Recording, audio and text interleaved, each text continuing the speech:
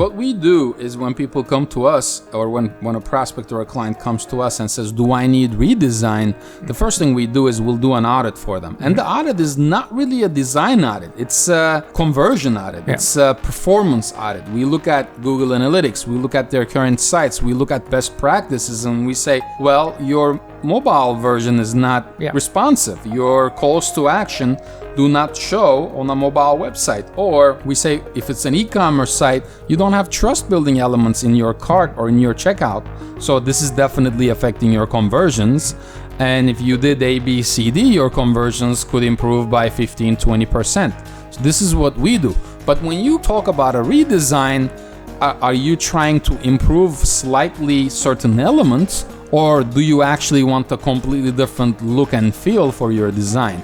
Now, if we talk about redesign, we talk about mock-ups and wireframes. Can you talk about that process a little bit? Yeah, absolutely. So throughout that redesign process, you always want to start with wireframing.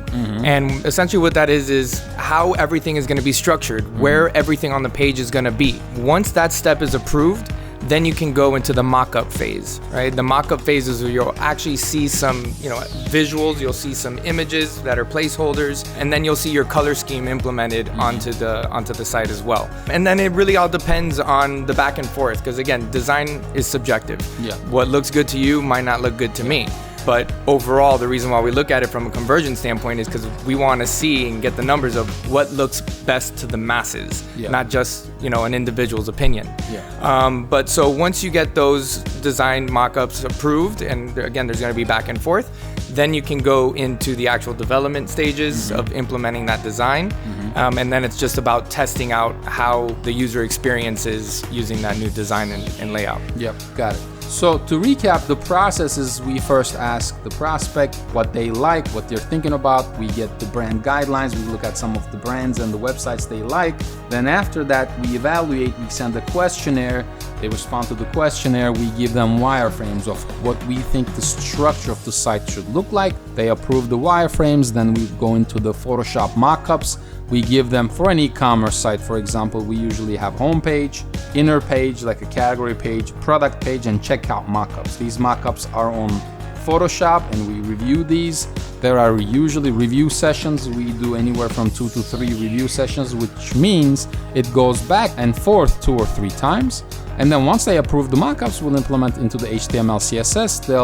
We'll go through 2 review sessions there as well. We'll add the functionality, and then we'll launch the site. Now, this is a complete redesign. In terms of pricing, obviously, you could go on Upwork and you could get somebody to say they do redesign for $500. What is a realistic number? How much should I spend on a redesign for my website? Yeah.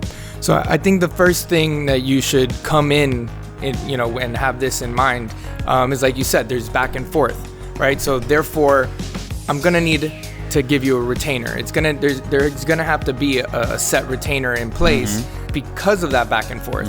So, or I have to give you a set price and I have to limit the revision. Exactly. So because again, it all comes down to how many hours is it gonna take for this to get done. Correct. So if you can say, we only do 2 revisions, these are the amount of hours that we're gonna spend on this project, I'm gonna be able to give you a flat rate. And that flat rate will most likely be anywhere for a WordPress, like you said, lead generation, 5 to 10 page maybe site, you're looking at $3,500 to $4,000. And then for an e-commerce, where again, you're gonna have multiple inner pages, you're looking at anywhere between $8,500 to $15,000. It really all depends. Yeah, it depends on the details. It depends on if there's a functionality.